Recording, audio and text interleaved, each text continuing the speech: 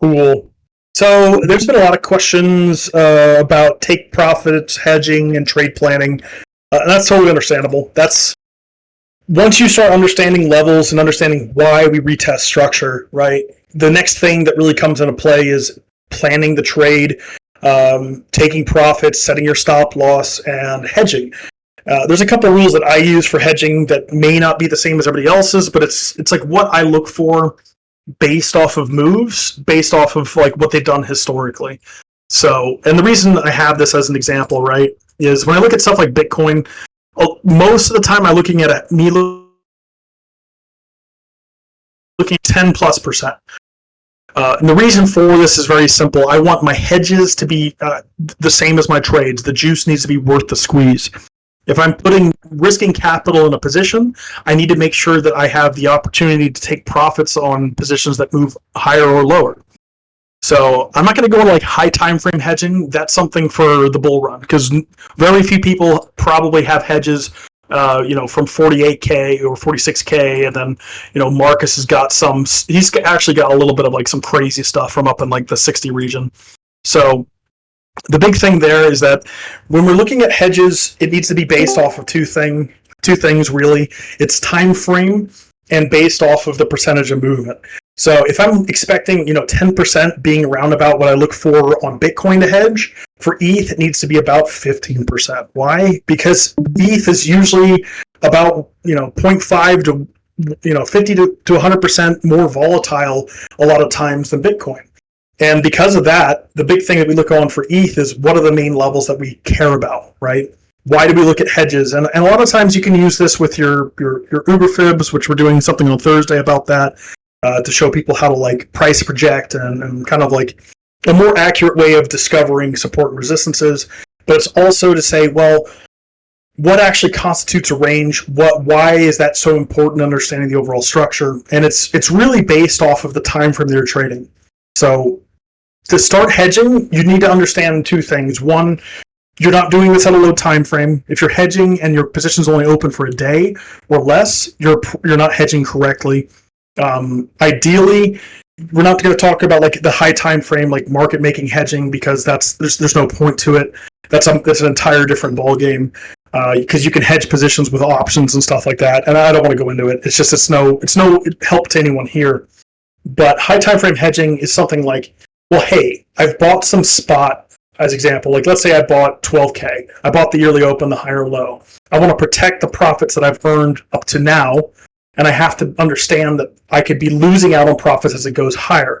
However, if there's a reason to say, well, we're looking for a failure, how do I protect, the long gains I've had from the yearly open to where we are now, which is 45%, which is awesome. How do I protect those gains as we go low? Now, the two ways to think about hedging are simple.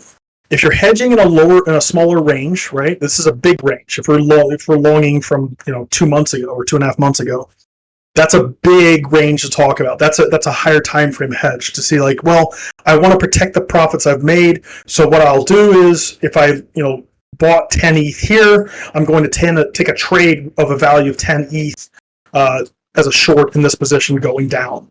And what that does is, as price goes down, you lose the value of your spot, but you make that in your gain, your profit off of your hedge. So what you can do then is that hedge allows you to then be in two positions at the same time.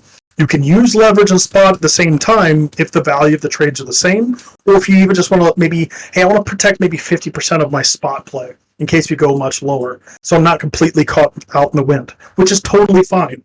So the two things we're looking at as far as ranges is the higher time frame ones, which I kind of just mentioned there, not super important to us, but kind of like this mid-frame ranges, mid-frame plays. And what you're really looking for is, this type of sideways structure. People hate this. People hate ranges. I love ranges. Will loves ranges. Why? Because you can do a lot in these structures, right? 11% moves up and down. These are not insignificant levels at all. So the two big ways to play these things, and it sounds cooler than it really is that you're looking to create a range box. And what I've done, you guys can do, just use the fib retracement tool, create a template, and not fib, but range. So the values are really simple. 0 to 1, little intervals of 0.25, 0.5, 0.75. And what you're trying to do there is catch it from the low of the move to the high of the move. That's really interesting, right? And then from there, you can kind of reassess and be like, well, this is the range that I really care about. And what you look at from this perspective, right, it's a little hard now since we're breaking out.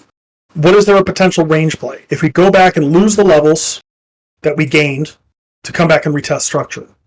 So if you're looking at this at ETH as an example, the way you would play this is really is how to protect yourself in both expanding markets and contracting. Ranging markets are consolidating, contracting, whatever you want to call it.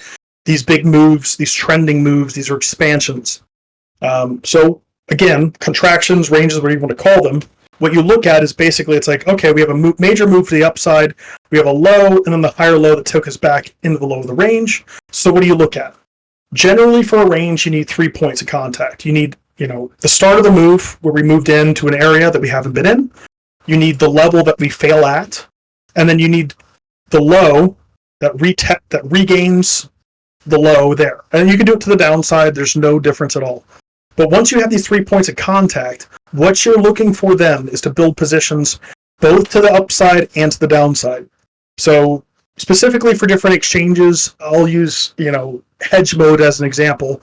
If you go on your exchange on futures, you can look on the different types of modes. And there's usually just one way or hedge mode or something, whatever they want to call it. But I think generally it's one way or hedge mode. Make sure hedge mode's engaged, and that allows you to take multiple positions at the same time.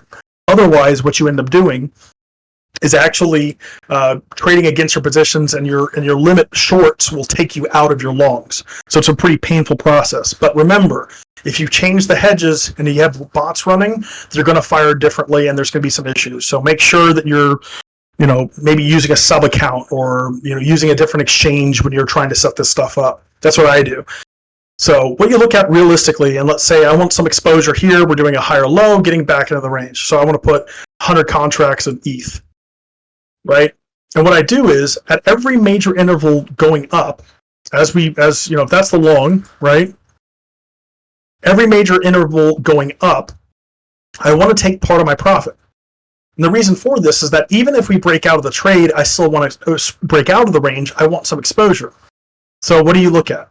Well, every single level going up, right? You're taking, this is an easy way. You take 0.2% or 20% of your total trade. I'll just call it 20 because 0.2 is going to confuse the people. So if I have 100 contracts, I'm taking 20 off, right? So at this point here, I only have 80 contracts or $80 or whatever you want to call it in the position. At the next level, once it hits it, doesn't matter if it blows past it, because again, when you set your take profits, you take them regardless. And that's a hard thing to do, but that's how you do it. You set your limits, you set them, and they're done. 20, 20, 20, all the way up. And you get two things from this, right? The biggest thing that we have to remember is that once we're doing this is that we want exposure to both sides, because if we get hedged in a smaller range like this, which technically it's 3 or 2 weeks to 2-3 weeks, you still want exposure when it breaks out of the range. And that's the hardest thing to do, is that because once it breaks out, it can do something really mean, crab way down to the downside that stops whatever long out, and then you have to blindly get back into it without building a position. It's a lot harder to do. But in a range, what you're actually doing is, so you get all the way to the top, let's say price here just broke out and we're just moving, right? You still have that exposure of 20 contracts of your original long, and you have a potential to short it as it breaks back down into the range. And that's what you look for. You do the exact same thing to the downside as you do to the upside. So you short with 100 contracts, not the moment it breaks into it, but on the retest of it, right? Swing failure, that's our key. So you short, and then at every single level go into the downside, short, taking profit, all the way down. So what you end up having is that, once we come back to the downside, you only have $20 left in that position, for 28 contracts in the long, and because you've taken profit, you've now only got 20 to the downside as well. But what does this allow you to do? Not only are you at a zero risk in this zone, if it breaks to the downside, you're going to lose your long, but you'll still be in profit and still be able to take profit. And if it breaks to the upside, you still have some exposure. And what you've been able to do in this, you've actually been able to take profit on 1, 2, 3, 4, 1, 2, 3, 4 as it broke out of it to the downside. So you've taken, what, $160 worth of profit in your different positions? And that's the whole point, is that by doing this, you're actually being able to take profit regardless of which way it goes, and that's what the hedge is. When you're perfectly hedged, that means price is somewhere in the middle of where you're shorting and where you're longing. To do this effectively, and the simplest way to do it is just do it at equal values. That way you could stay equally hedged. So when you lose a level and break out of it, again, you have to make sure you take profits, but again, it protects you from loss. And that's the entire point. Because technically, if I'm short 20 from the range high and long 20 from the range low, what's my risk? The risk is 0. Right? Because now there's no way I can lose capital because it's trading in between the levels. And once it gets to my original entry, you can just put your stop loss just above your entry, or if you're in a short, just below your entry. And what does that do? That means both trades are neutral, your overall risk is neutral, and your profit can be made either direction. And if it breaks out, like to the downside, it's really simple. You look for a regain of level to re-enter your longs. If it breaks to the upside, you can still take short, positions on your long, or you can still take profit on your long. And if it breaks back down, you can look to short. And that's all we're trying to do with a hedge, if that makes sense. Is that you're continuously able to add to your positions and take profit. If it goes back down and regains it, and you're still holding on your long, I mean, here you would have been stopped out, obviously, but you can look to re-enter. And at this point, you're still having exposure from your shorts when we did the downside move. Just like now, your short should be taken out with this upside move. Your long should still be in play. You should have taken profit on your longs, and if you break back down into the structure, you can look to build a short again. And the range plays until two things happen, right? The range plays until it bullishly backtests the level and then breaks out from the initial impulse, right? If it does that, it's done. The range is done. I'm only interested if it actually breaks back down below levels for, probably not hedging. Same thing here. It was really nasty. It bearishly backtested the level there. Not interested in the range at all. But macro, we gain back into levels. And again, it depends on the way you're looking to trade. Hedging and swing trading are not the same things. So if you're hedging, understand that you can still take other positions in other accounts. But this is a good way to take profit and make money in ranging markets, because ranging markets are 70 to 75+% of the time. And that's the hard thing to do. Any questions on the hedging stuff?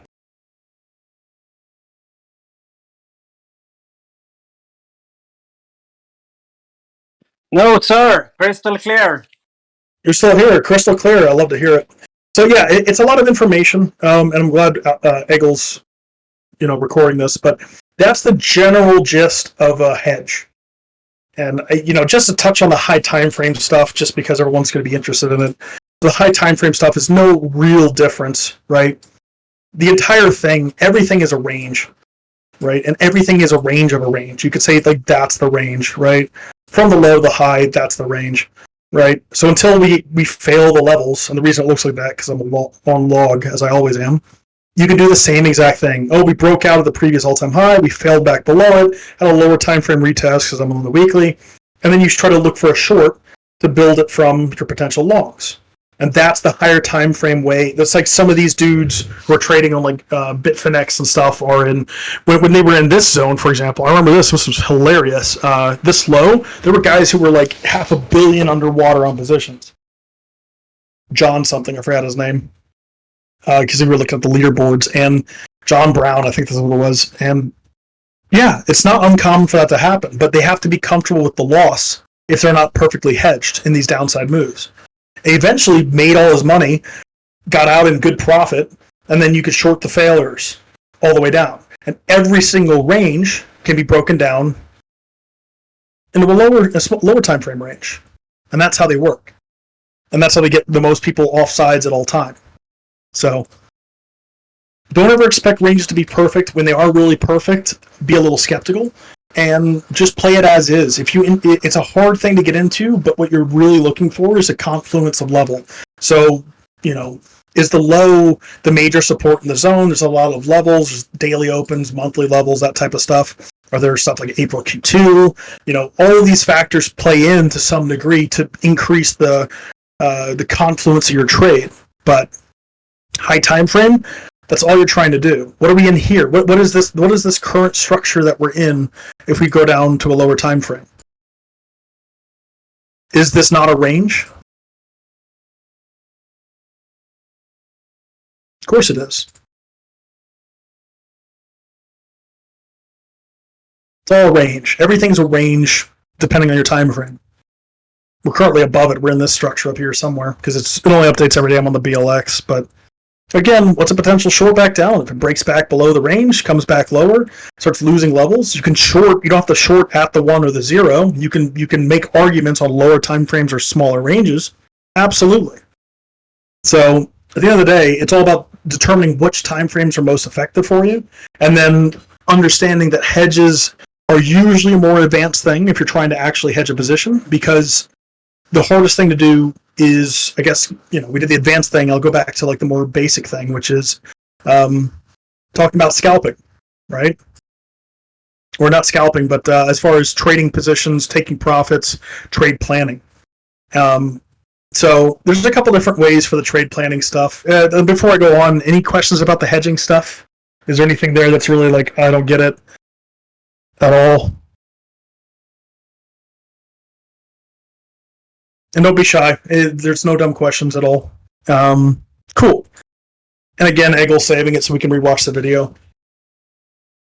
And there's different ways to trade that. You can take smaller percentages from your take profits if you want to have more exposure if we break out, which is very possible. If you just want to make some money or some amount of profit in a range, you can do that as well while you build a position to the downside and to the upside. So let me see here. Looking at, where's my clear? Is this it? Yeah. So trade planning. And this is kind of like going into the more basic things of understanding not just the price action, but making sure that the juice is worth the squeeze. If you take a trade planning tool, it should be over here. There it is. So like as a long, as an example, right? We talked about this on Monday. We had the little over-under on the weekly open, regained it. That's a potentially good level, right? Where are we targeting with that? The March, that's the next main level to gain above. Did that kind of hit our levels with that trade plan? Pretty nicely. I wouldn't, with the way I trade plan, I want to make sure that my first major profit target, if I'm building, I'm on the 1 hour now, but think that I'll have this position open potentially for a couple of days. That's my first main take profit, 23.1. I want to make sure that I can re-enter this trade as much as possible if I get stopped out. So what I would probably do is keep my risk to reward quite tight. I don't want to put my lows, below the current lows. And the reason for that is, I know Will does sometimes because he does a little bit higher time frame and loose, but it all depends on what trading style you like. I like to front run my levels. Why? Because it does two things. It gives me a better risk reward on my trade, and if I get stopped out and it regains the level, I can look to re-enter the trade because it's not invalidated. So the idea being that this number needs to be a 3 or higher for me. Ideally, it's 4 or 5. Because the higher the risk reward, it means two things. You can get into the position with less risk to your overall to the overall capital that you've allocated into it, and then it also allows you to re-enter the positions based off of the information you get. So that's the big thing there. That's the easy thing, is like, just because you get stopped out of a trade doesn't necessarily mean that trade is invalidated. A lot of times they'll do these little things called liquidity grabs that we all know and hate, right? And maybe my stop was really tight. I was going for a really massive risk reward ratio, and then lower time frame. What did it do? Oh, it came above the level. It looked fine, and then just pop my stop real quick. But then we regained it, and then we just sent. So then what do you have to do? Well, it's really simple. You have to make sure you do two things. What's the level that we have to test that we can still validate the trade? There. What's the level we don't want to lose? The lows. So I put my stop somewhere in between the level we want to retest and the lows that we don't want to lose. And if it does lose the low, The only way it invalidates the trade in my mind now is if it bearishly retests or bearishly retests. At that point, my long is invalidated until we regain the level, and then I still have to reassess the trade. So, and again, this would be my first major profit target. Yes, it's a large percentage. This is a higher time frame trade. It's a little bit different from scalping, but you have to make sure these are based on realistic levels as far as testing, right? If I'm doing this on a lower time frame, I'm doing this like on the 1 minute, right? There's no way you can make an argument for a 4.25, a 4% move, for a trade, for a position. What do you really want to see in these kind of lower time frame scalps? You want to re-enter on major retested structure. You want to make sure that you take profit on the first major level, right? And if you're doing that, and then it still hits a 3-to-1 risk reward, hold on, I gotta shorten this thing. Otherwise, I can't see it on the 1 minute.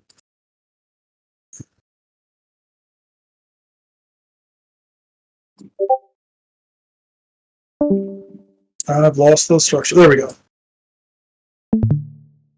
Right?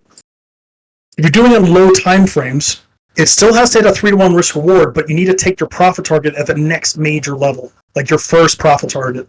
And that's the only way you can validate your trade. Because if you're not doing that, if you're not setting your take profits to your first major level on a low time frame, it needs to be hitting two things. It needs to be hitting, 0.65, 0.7%, because that's a major move, right? What is 0.65 to 0.7%? What does that liquidate? That liquidates the 100x's. It's pretty close, but it's still doing it. And that's why these things play out. With your low time frame trading, there's a couple levels that are really interesting. 0.7%, 0.65 I usually use, so I'll just do it from what I use, right? I use 0.65% moves, because that gets most 100x's out. The next one, it's just a double. It's a 50x's, right? So you get 1.3%. And then all the way down to about like 4%, 4.2. And that's like the next major one if I'm scalping it, right? So that's the big things to think of, low time frame as far as taking profits. So how do you actually calculate your profit targets, right? Or how do you actually take profit in your levels? Let's say I have this position, right? So I bought the weekly open regain. That was my initial target as far as my first profit target. And I just want to take profits at major levels because it's a higher time frame play, right? I'll even put on the 4 hour. There you go. It makes it a little bit nicer. So what do you actually do with this? Does that mean I'm exiting my entire position at the February? You can, but you want to catch a major expansion. So what do? You set your levels on high time frame trades at major monthly levels, right? March is a major one. Oh, we had a stop move here. We had a, this move that led to a little bit of a down candle, little basing consolidation structure. You look to take profit there.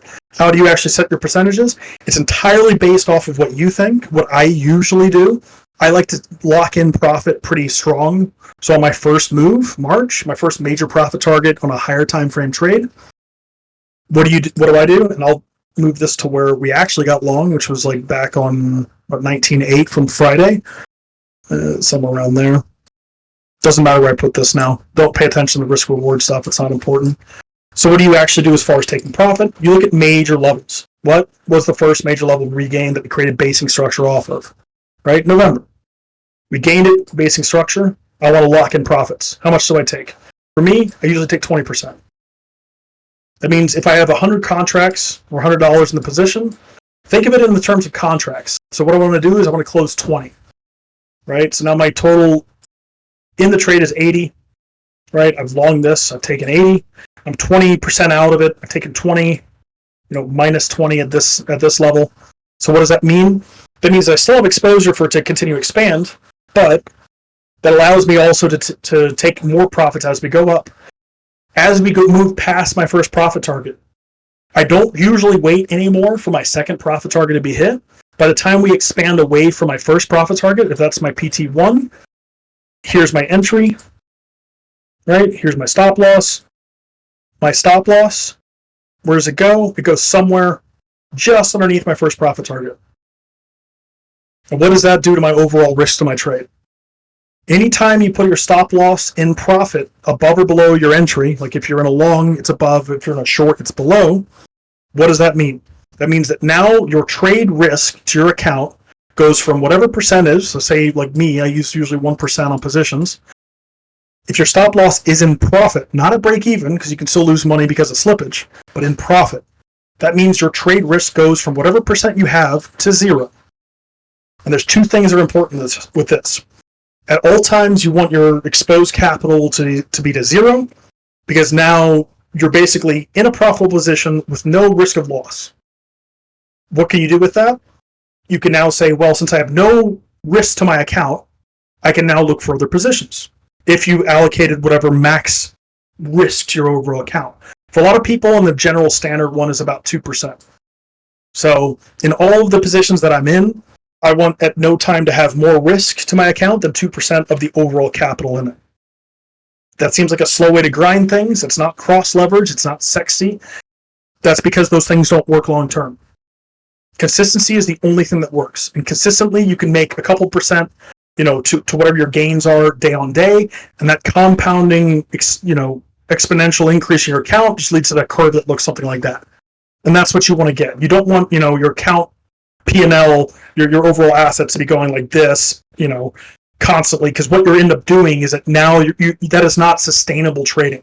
That is high risk trading if your asset or your P&L history looks like this. And that's mostly because you're at too much a risk in the positions that you're losing, and you're not consistently making profits, because it should be a nice smooth growth curve. And that's what we look for. So if you have, let's say you want to take a couple positions, but you only want to allocate 2% of your account, it's really simple. Reduce it. Let's say I want to take 4 positions, 4 different alts or whatever I'm looking at. Can I put 2% of my total account assets into those positions? No. I could put 2% total, but for each one, maybe I only put 0.5%.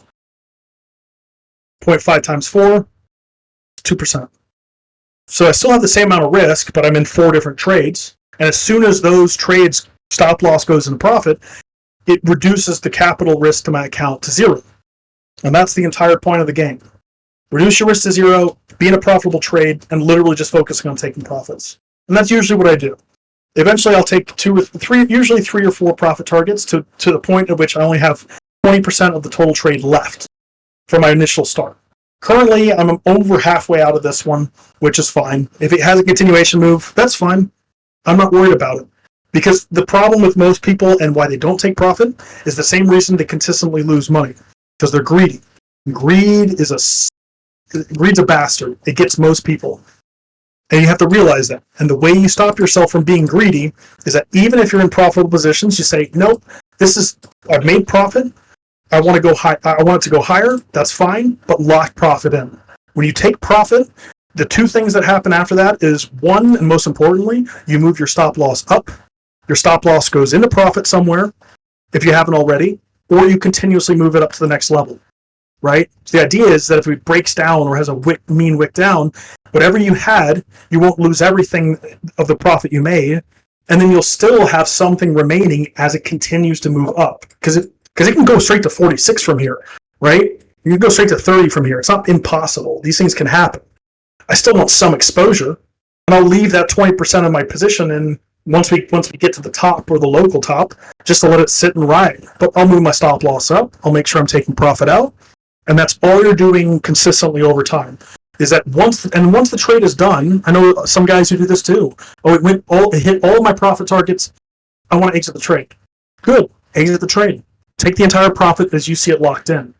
Even if it goes higher than you expected, you should never think, but if only I had waited and not taken profit.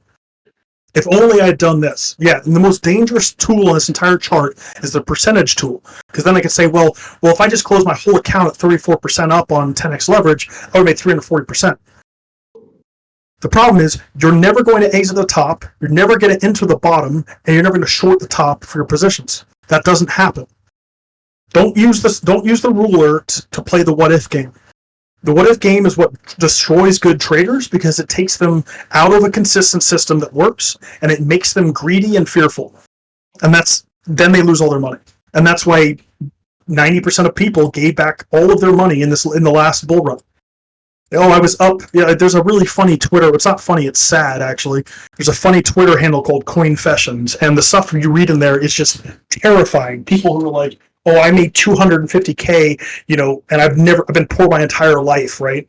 I made 250K buying Doge when it came out, just because I thought it was funny, and they didn't sell anything, and then it crashed back down, and now I'm back at my entry point where I didn't take any profit, or I'm only up so much, and it's the same story as everyone else over and over and over again.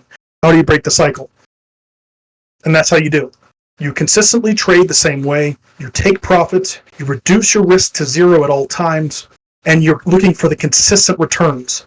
If you're playing the 10x games on small caps, I understand that you can make money off it. I have made money on it. I did it this year. I bought a couple and I even told you guys about it. The problem is that I know that that's not the majority of my capital.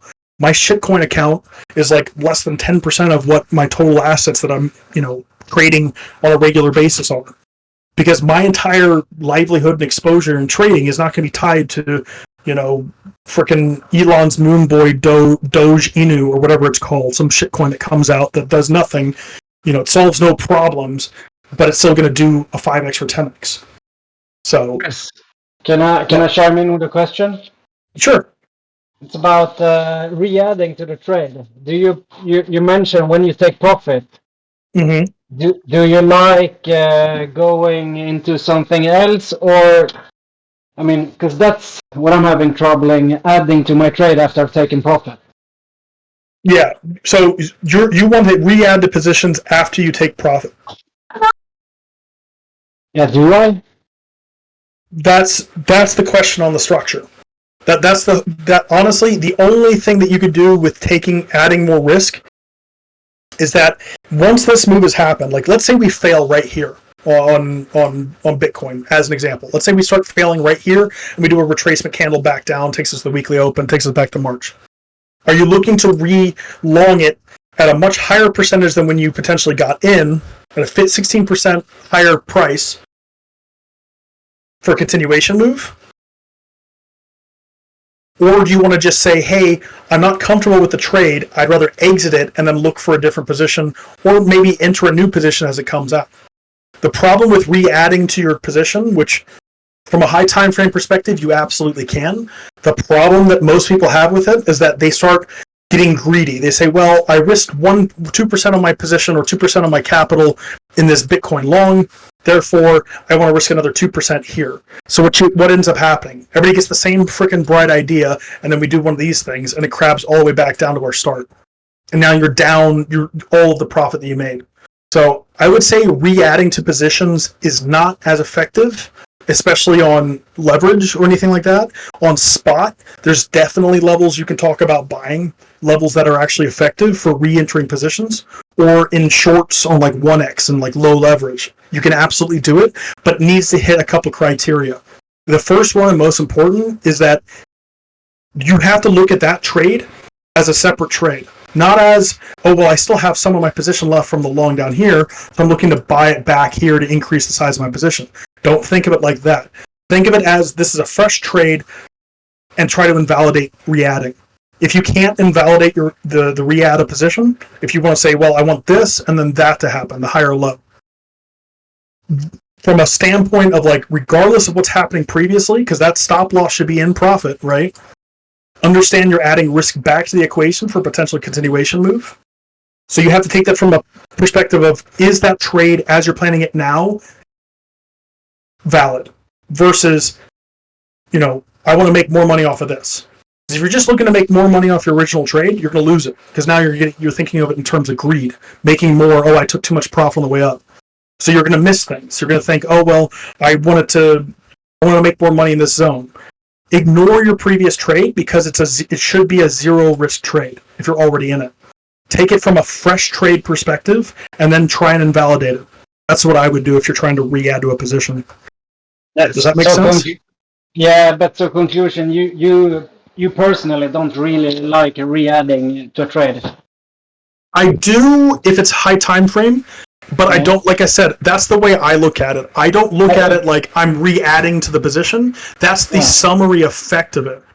The effect is I get a higher, You're gonna average your give or the Yeah. So the then, average gonna be higher. So yeah. So even if I get in here with my trade in, well, let me get rid of some of this trash. I've circled everything under the sun.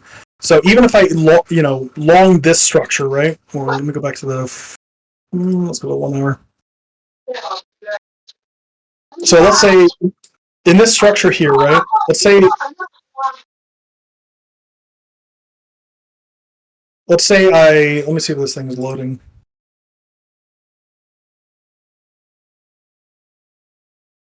Come on, do it. So I know where I got in. It doesn't matter. So let's say I got in down to the 19.8, right? And if we break back down into like this structure, I want to potentially buy the higher low if we do that, right? Which, yeah, it's sound. We would retest things that we miss on the way up. That's fine.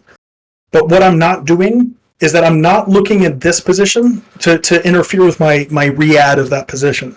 If I'm adding to a position that's already in play, I also need to think of, well, where's my entry going to be? What's the result of it? Because if I re-enter my position here on the higher low, because you're trading on the same account, that position now, what the average entry would probably fall somewhere, if you didn't close anything, would fall somewhere around here. So if that's now my entry with the combined adding of the two position, like this being number 1, this potentially being number 2, my average entry would be around about here. Is that still a valid place to have a stop loss above the entry? And then at the same time, now I'm thinking it in the terms of like an overall trade. So what you're doing is you're increasing the risk and reducing the potential loss. So reducing the potential loss, to me, I don't see a lot of people do it ineffectively. I don't like doing it a lot to re-add to positions. The only time I'll really re-add to positions is on a very high time frame, like 4-hour daily plus. So there's a couple factors that come into it, because your entry, if it's trading on the same account, will trade. The better option, in my opinion, is to be looking at it on like a different account. So that trade's still in play, and I'm looking at this trade number 2 potential as an entirely separate entity. I'm still making money generally, but I'm not having to focus on where my entry is, where my new average entry is, where my average stop loss is, all this stuff. That to me sounds like more confusion than it's worth. So that's my thing is I would not look to re-add on the same position. I would probably look to make a new position separately on potentially a different sub-account or a different exchange, because the priority is still, potentially up, if that makes sense. Does that kind of answer your question? yeah, It's not the sexiest answer. It really isn't. Because the problem is that you're doing is that, if this is, entry for your second trade, potentially for a long, and that was the entry here for your first trade, your average, if you haven't taken any profit, would be somewhere around here, right? If it's the same size the position. So now you have to think about stuff like, well, is my new average entry potentially invalidated by the structure? So like, because now I have to put my stop loss above it immediately, because if my stop loss isn't above my entry, I won't make any money. But now if it goes back down to this zone, I'll lose all of the profit for the whole trade. So there's a lot of things that go into that. For me, the easier thing to do is to just make 2 different trades on it. It really is. Yeah, because then we have. I was just curious about your mentality or thinking about it, because personally, I don't really like to re-add to a trade I've done, especially if I've taken profit and I are in a good position.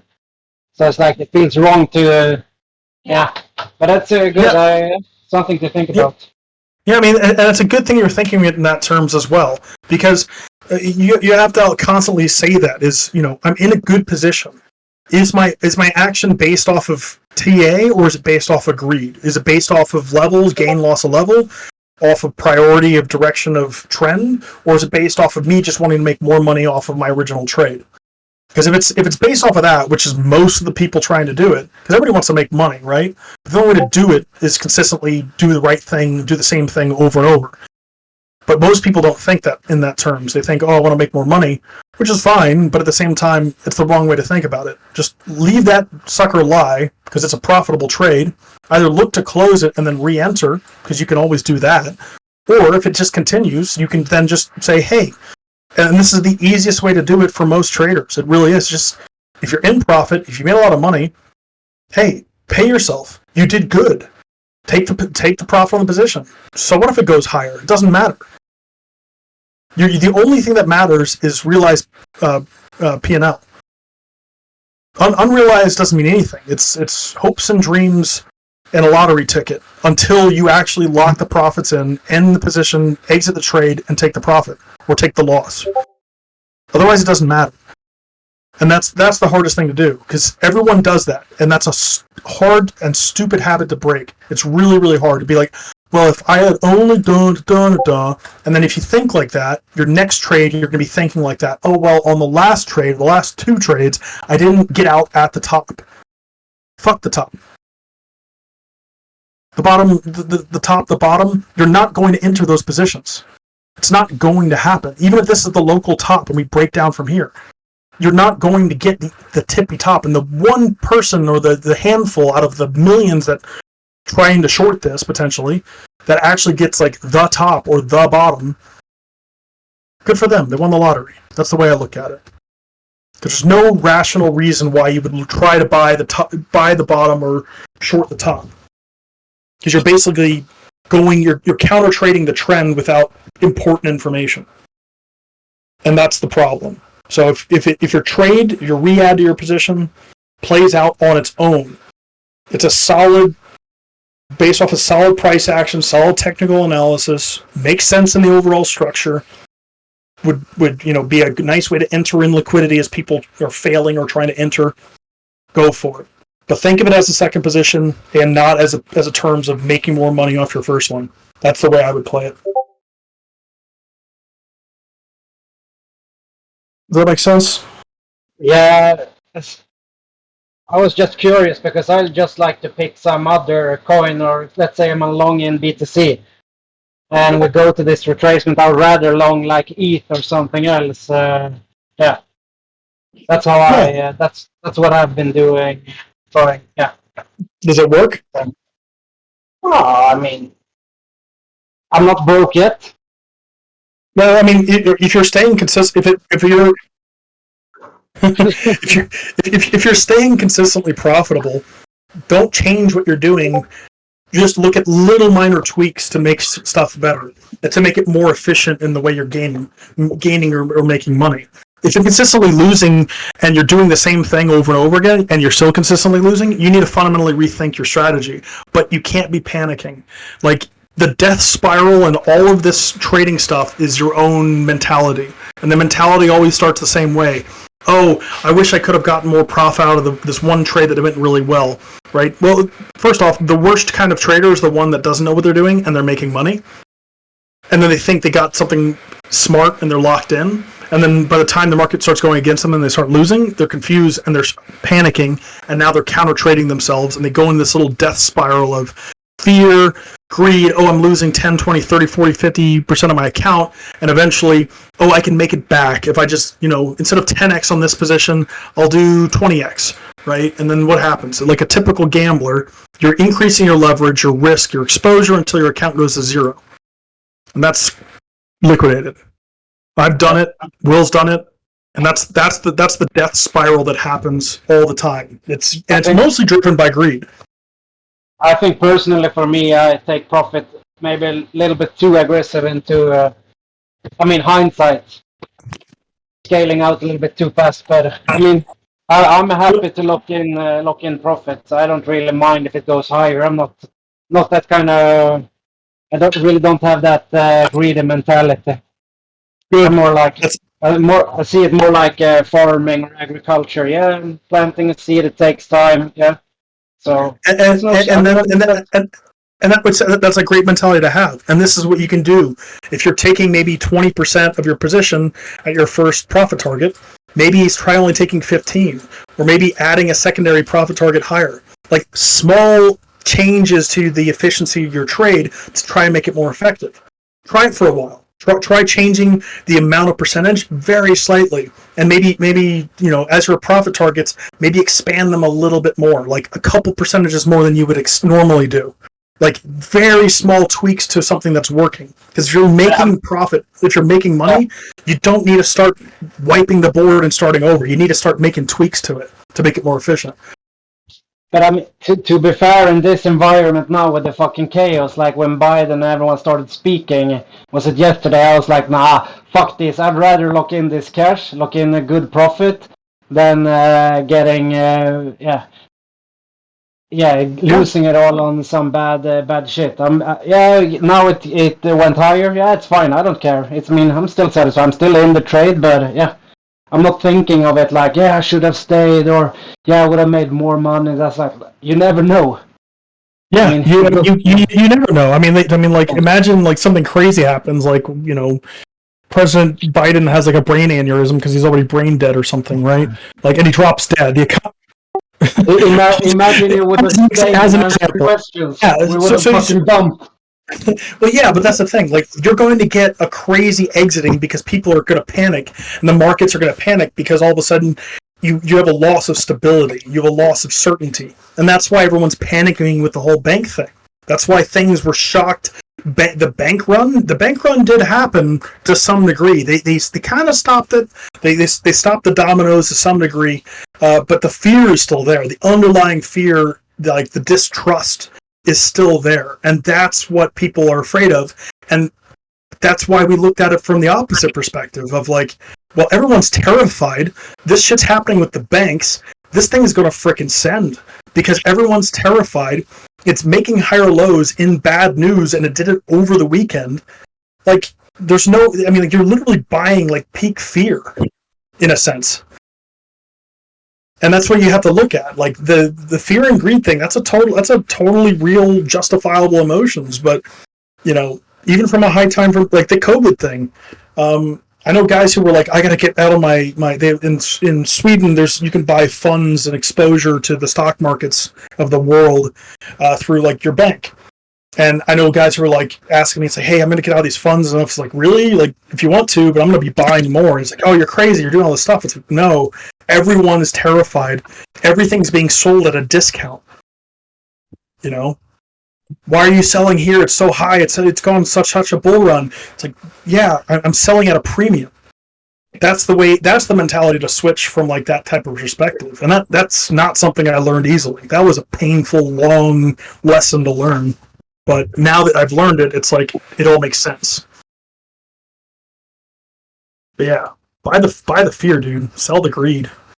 It's like it was like the bull run for the guys who've been here for a long time. Like, remember 2021? Everyone's like laser eyes and Bitcoin 100K and BitBoys like gobbling around like a rooster screaming. Well, we're going to 192 or 2. All these different numbers that people were throwing out there, and you have your friends who never spoke to me about anything investment and finance. They just knew I did crypto stuff. They're asking me, hey Chris, should I buy some Bitcoin now? I'm like, fucker, it's 60K. Why are you buying Bitcoin at 60K? And that's the mentality. That's the majority. That's the plebs. That's retail. That's why the majority loses over and over and over again. And it will always happen where the majority loses. This Ponzi scheme of economic markets and the system we have, it is a Ponzi scheme. I know that. You guys know that. They don't know that. They think it's all real. It's all going up forever. It's not. And that's the whole thing. It's like, That's fun. They're gonna be emotional. That's fun. I've been laying out the hook, so I'm gonna wait for those signals. Yeah, I like crypto. I'm doing a little bit of trading and stuff. So next time when it's gonna be a huge bull run, when everyone comes, oh, what do you think? I was like, oh. Yeah, exactly. That is one of the best. That is still to this day one of the best tells you ever have. If your friends that you hang out with who aren't involved in finance, aren't involved with markets, and they're like, "Hey, bro, can you show me how to buy Bitcoin?" I'm like, "Yep, there's one." Because I've been conscious about doing that, like spreading the rumors. Yeah, it's like if my grandma, my grandma passed, but like if she had ever come to me and be like, hey, "How do I get crypto? Buy crypto?" I'm like, "That's the top, right there. That's done. That's the way it always has been and always will be. There's no change. That's every cycle. It's every market that has been for hundreds of years." And that's why, I mean, like, you know, from a more philosophical perspective, like, that's why they don't teach advanced economics or any type of, like, really, in any Western world that I've been around, is like they don't really teach you like the ins and outs of, you know, banking and accounting and understanding the global markets in any type of required primary school. They don't. Why? Because if everybody knew that the whole thing's a Ponzi and the whole thing's just basically the entire economic market is a debt bubble. If you paid back every amount of dollar that's in debt, you would have no money. That's the way it really works. The entire market is a debt market. If all the debt in the world went to zero, all the money in the world would go to zero too. And nobody understands that outside of, like, you know, a percent of a percent, like what, like 1/1000th or 1/10,000th of a percent of people know this. And that's the thing. And we do. And now it's just about getting the mentality right and being consistent and doing the same thing over and over again, and making it more efficient. But it is a scam. I mean, come on. You guys know how much I love to look at that. Look at this scam. Biggest bull run in history. 2 years. All the 40% more money ever in existence printed. That's closer to our inflation rate. Our real inflation rate is probably around 40% in the Western world. Could be somewhere around there. And we felt it. I feel that when I go to the grocery store. I feel it when I go to the gas to fill up my gas in my car.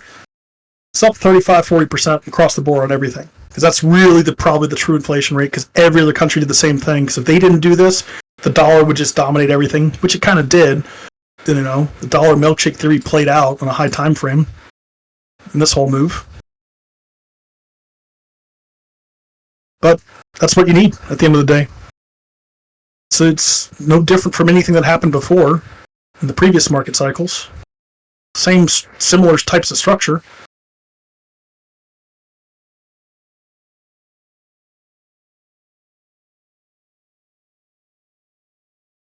Sorry, that went a little dark there, I guess. Or maybe we just realized we're all playing the same game over and over again. Yeah. Yeah. It's alright. It's going back up, probably.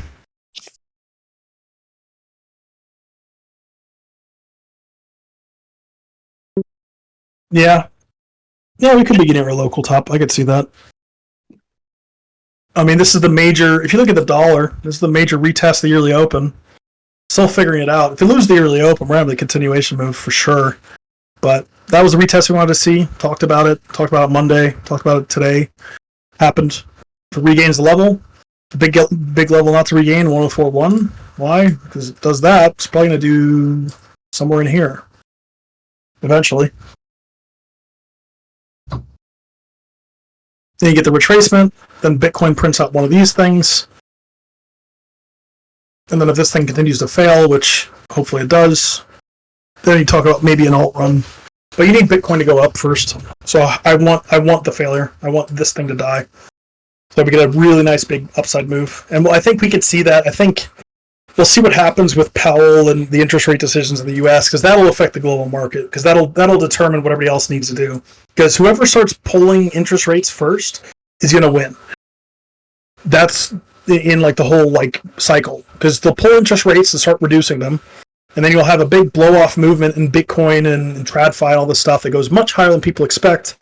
And then the reality is, well, we're still at high interest rates, the economy's still kind of wrecked, inflation's still really high, and the market will start dropping again. And then right before the next bull cycle starts, there'll probably be some new disease or something, you know, it'll make the news. I don't know, something that'll panic everyone and get all the, that's what'll happen. Usually. There's always something before the next runs.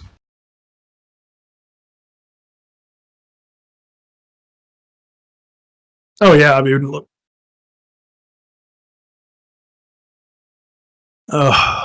Yeah. I don't know. Hopefully it's something like that, but that's okay with me. I mean, not okay with me, be terrible, but I mean, I live away from everybody. Live out in the woods. I don't even see people most days. Cool. That was a lot. I know we covered a lot of different things, but any questions on anything we covered, from the hedging to the take profit to anything like that? All Gucci for the most part? Okay, well, we can kind of end it there, Egil, if you want to.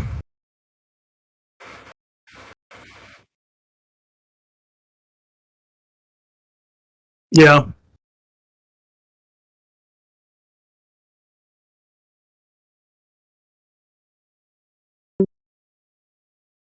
Oh, yeah. Big gain. That was, oh man, I missed that. I didn't have an alert set on it. Big move from today. It's like 3 hours ago. That's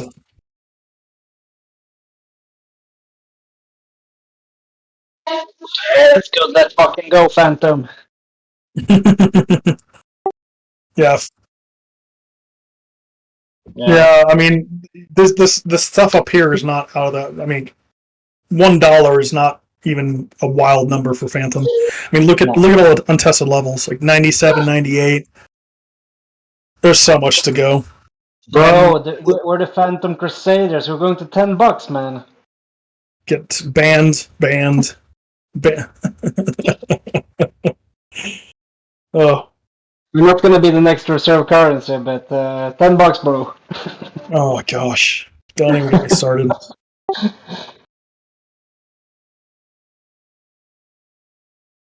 Is that what they call themselves, the Phantom Army? Crusaders, bro. We're Phantom Crusaders. Yeah. Yeah. That'll be interesting to see. And the VIX is dumping really hard too, so that's cool. Got some grindy downside action. If we break that high, bad stuff's happening. If we break that again. Yeah, something else are moving, which is cool. But again, like even on Rune, I know we talked about this like a couple days ago. Like that's a significant gain of level. Now you got the big stuff.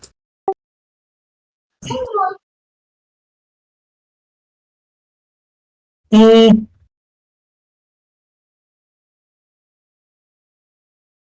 Yeah, I think at worst case, and I think of this from like a high time frame perspective of like, what have we done? Where should we test? First of all, we can't make any more lows, obviously, but I'd say mid of the range, this topside range, so somewhere around here. I think that's reasonable. Even on projects that are probably will be beaten out by better projects, I think mid range on most things is pretty reasonable. Like the top structure that Alt's created, some of these things will not ever reach their highs, but there's a lot of argument that some of these things will do significantly well, testing their previous structure. Even if they just do that, you're talking about major moves for a lot of these tokens that are interesting. Matic, I think, will do better. I think Matic and Polygon, especially if Meta actually does what it's supposed to do. This thing's probably going to go somewhere up here.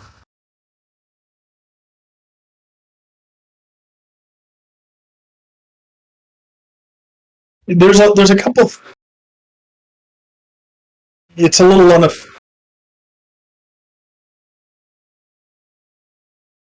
yeah, I hope so too. But again, at the end of the day, I mean, in the next in the next bull run cycle, the top 100 coins, half of them will not be top 100 coins. That's just the way. That's just the market. That's the way it is.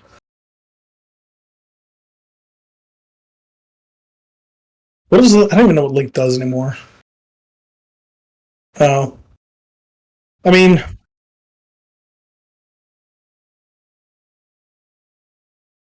yeah. I mean, the only reason Link is doing so well is because of the hype around it. It was been around for so long. Yeah, yeah, I agree.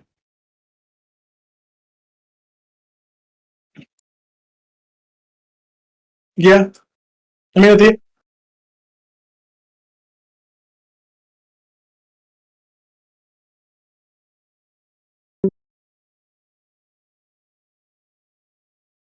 Yeah, if you think Mask isn't going at least to $8, you're crazy. It's going at least there, probably 10.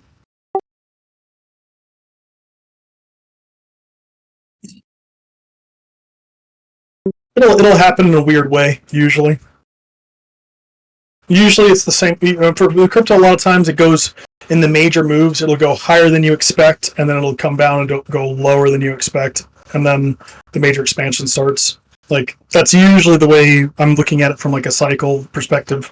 Because that's why I like crypto as well, because you can time cycles because of the halving in Bitcoin. Why is it so relevant? Because Bitcoin is, what, 45% of the entire market? That's the dominance that Bitcoin has? Like, that's not an insignificant amount of money. You know, eventually, when the whole thing rolls over, I'd like to see Bitcoin dominance fly into something like, 57. It's probably never going to get to a new high. There's too much other projects, but get somewhere around there. And then we have the major alt rally going into like next year and the next bull run once we go through the halving and all that. And Bitcoin dominance will go to all new lows as there's more projects, more things coming out that solve problems. And eventually, in a couple of years, as the overall price of Bitcoin, probably not just a couple of years, but a couple of cycles from now, out its linear regression model curve. I know, what's his name? Bing has those nice ones. The ones from looking to Bitcoin. So, like, you'll get this whole thing, and it'll eventually cap out somewhere probably around the 200 mark, something like this. Maybe not in the next cycle, definitely not in the next cycle. I don't think it's going over 200, but somewhere like in the cycle after. And then it'll start trading like gold, probably entirely. Well, that's my expectation.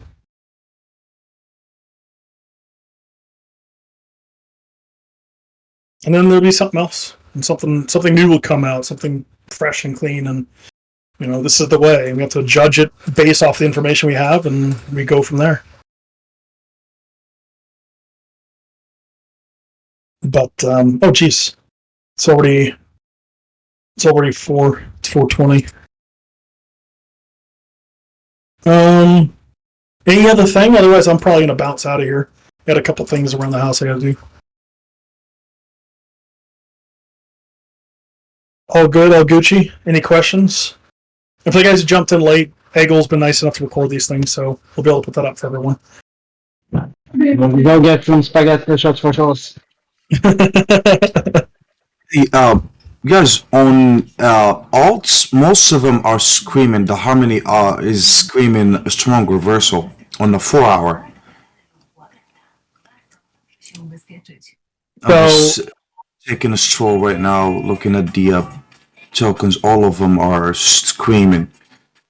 So one thing to look at with that is that I'm looking at it also from like a pattern perspective.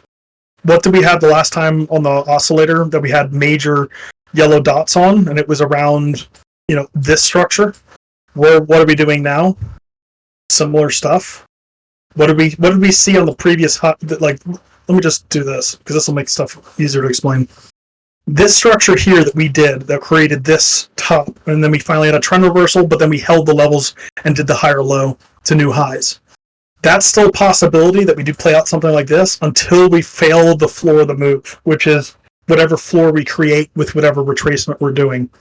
And that only happens if we actually get the retracement. So whatever this structure here,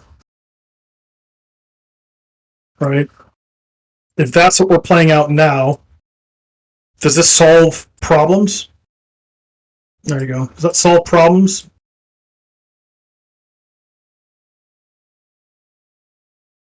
Potentially. So there is a possibility for a short if we break down below.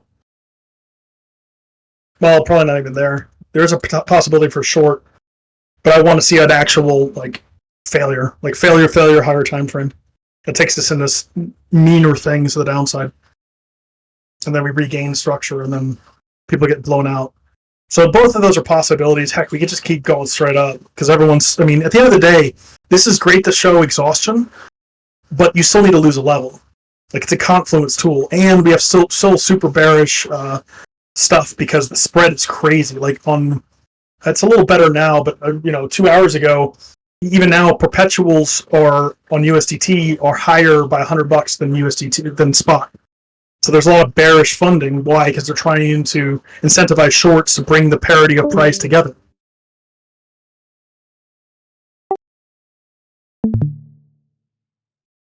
Potentially. I mean, even in this zone, if you think about it in this perspective as well, we were still bullish here on funding. Compared to here, we're super bearish after we had super bullish funding. We had a massive spike in funding as we were gaining levels. And then it only started reversing as we started to move, so that all of the funding fills were in. So where was the short? Well, the short's for the potential retest failure of the level.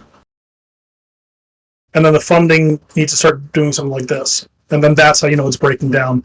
Because then the shorts are filled, then we're going a bit lower because we've lost levels.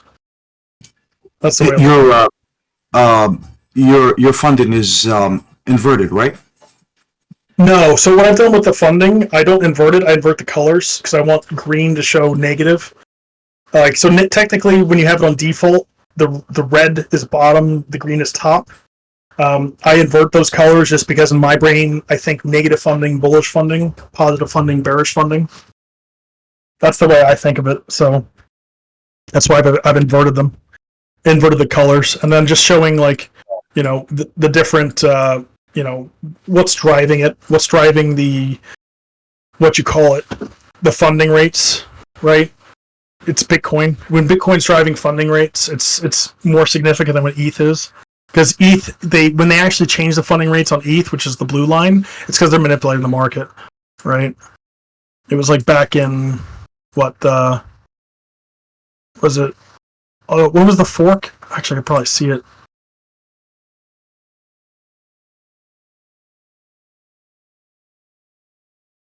Because there was remember the fork they had on ETH?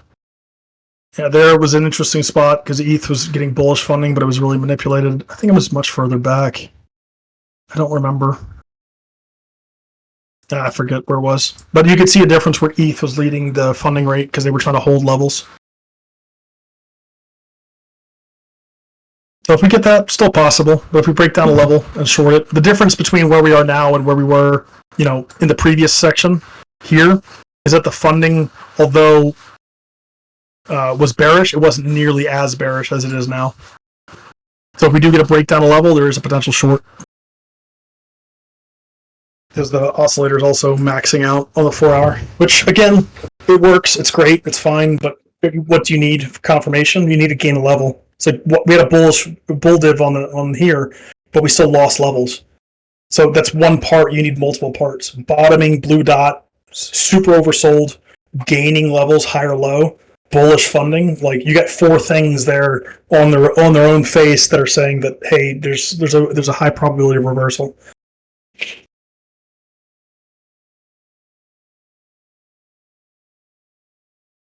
Let me just play the trend.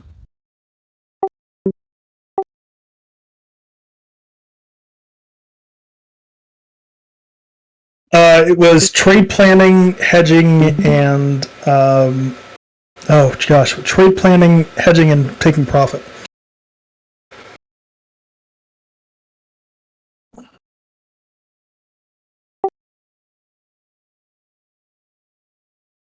Well, thank you, sir.